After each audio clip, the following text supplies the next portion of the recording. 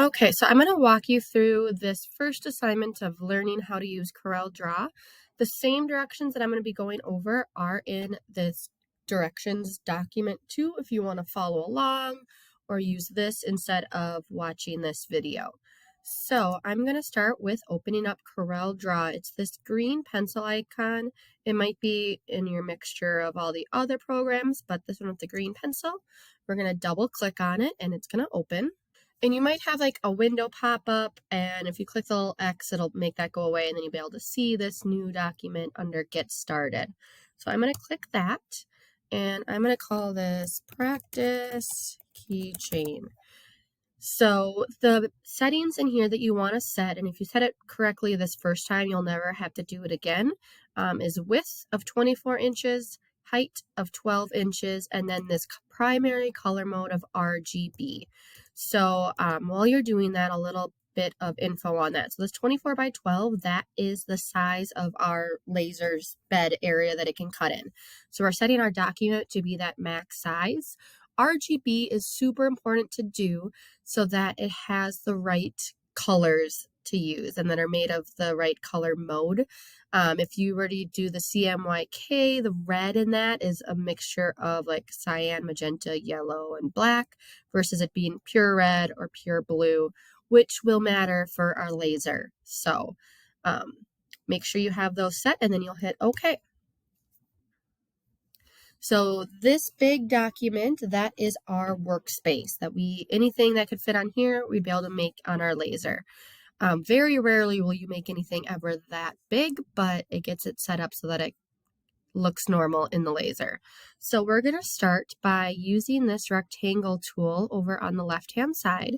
So if you click it once, it turns that tool on, and you can see my mouse now has a little rectangle, and we're going to draw two rectangles. Don't worry about the size right now, but you're just going to click once and then drag and unclick to draw one, and then I'll do another one right below it. So I click once to start it, I'm holding that clicker down, and I'm dragging to make the other. So we're going to get out of this rectangle tool, because if I try and click any of these other rectangles again, it's going to keep making rectangles. So I'm going to click this picker tool, this black arrow, and now I'm not in like a really weird tool. I'm in a normal mouse. So we're going to do our first rectangle. So I just clicked on it once, and we want to set the size to be a specific size. Many times in here, you guys will be given like a certain size of material that you have to work with to make sure that things you're making aren't giant. So this one is, we're going to set the size right up here. We're going to type in 3.5 by 2. And if I hit enter, it'll just resize it. This other rectangle is going to be 3.25 and 1.75, so just a little bit smaller. So the bigger one, 3.5 by 2, the smaller one, 3.25 by 1.75. So now we want to move these inside of each other. So I'm going to select both of them by clicking and dragging. So whatever's in this blue box will be selected. And we could use this align tool and then align it by the centers horizontally and then vertically, and that moves it in, and that's one way to do it.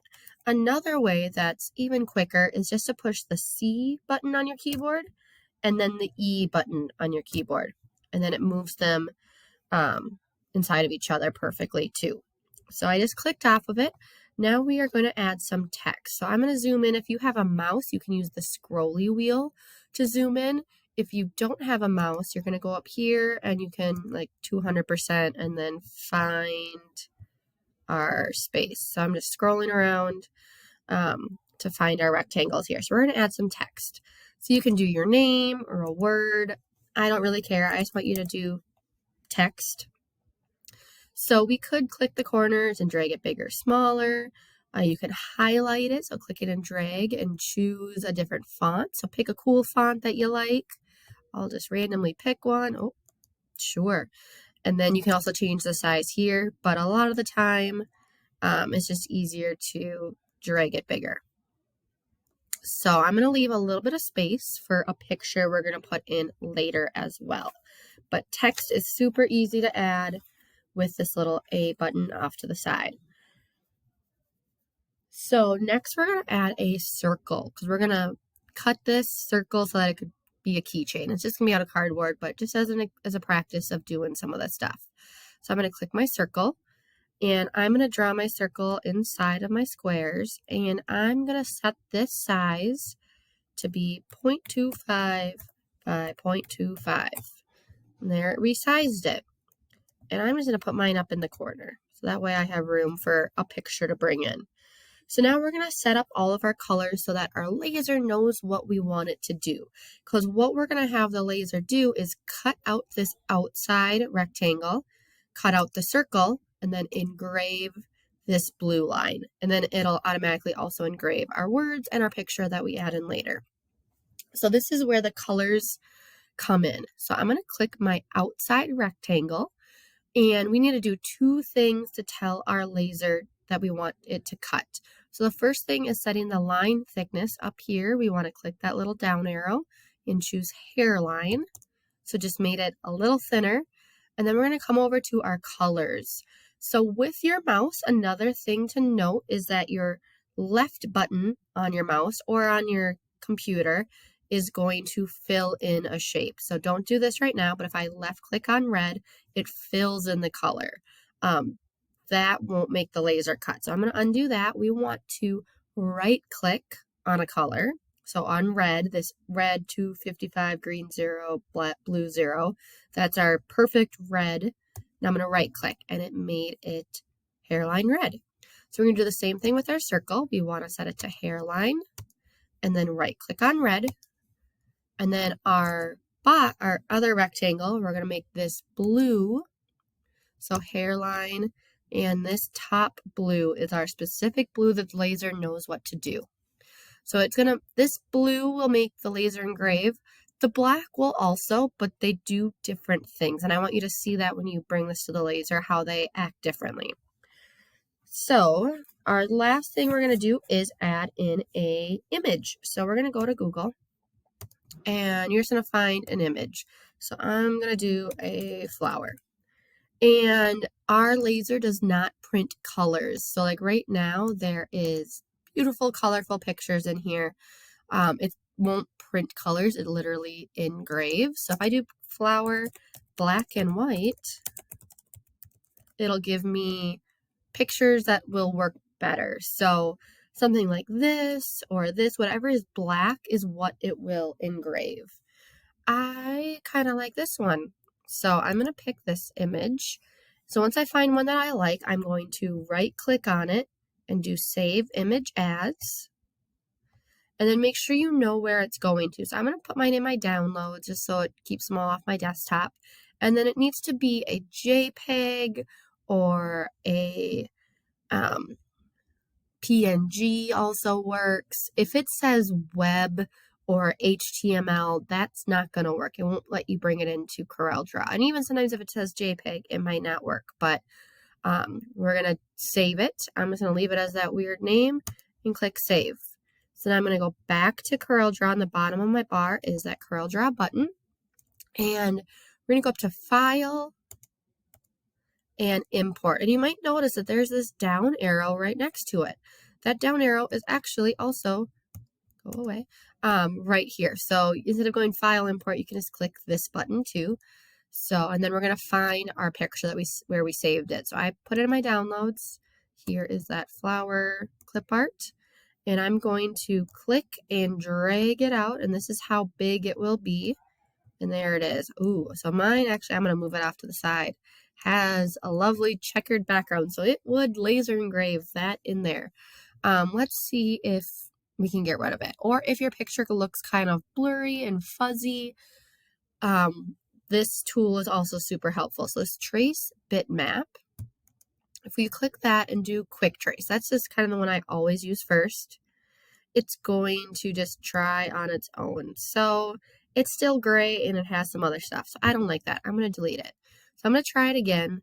I'm going to go trace, outline, line art. And maybe yours is a logo or clip art or low quality, high quality image. You can kind of pick one that sounds right. I do line art if I don't really know. and it gives you a little bit more control of settings in here versus quick trace. So I want to remove, let's see, maybe this might be okay. You can play with some of these sliders. It'll have more or less detail. It might have to think in between your different settings that you're changing.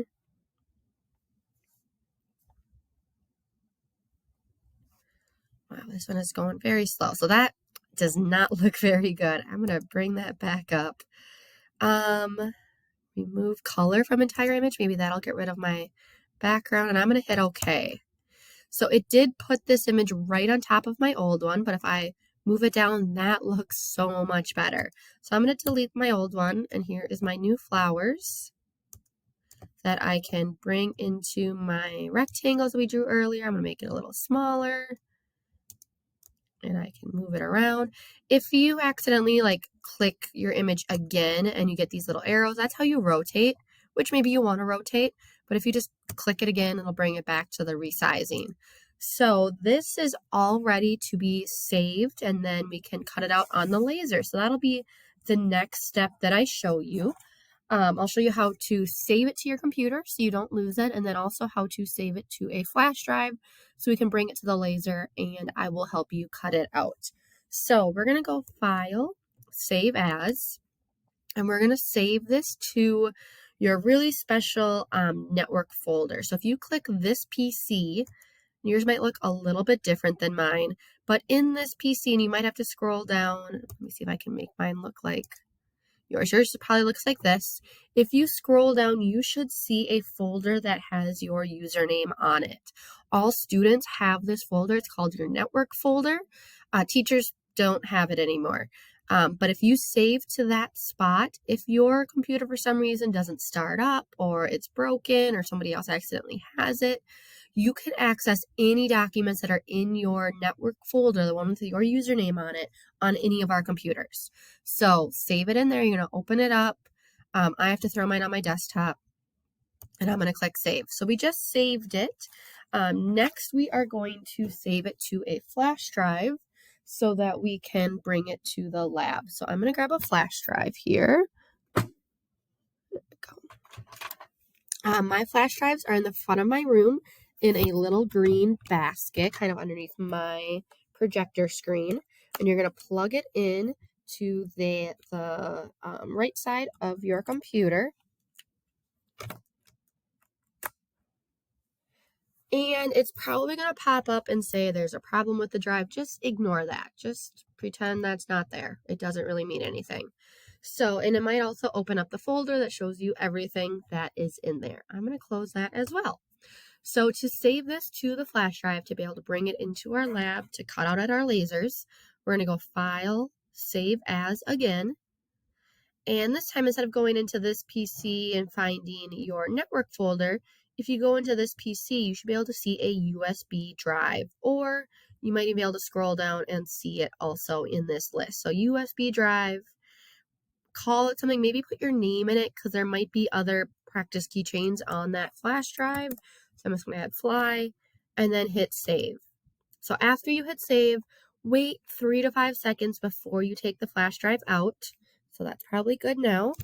And now you can take that flash drive and come find me and tell me that you're ready to cut out your intro assignment on the laser. And I'll teach you all about the laser and how to get it set up. So, or come find me in the lab, probably, because that's probably where I will be. If you have any questions, feel free to ask me for help.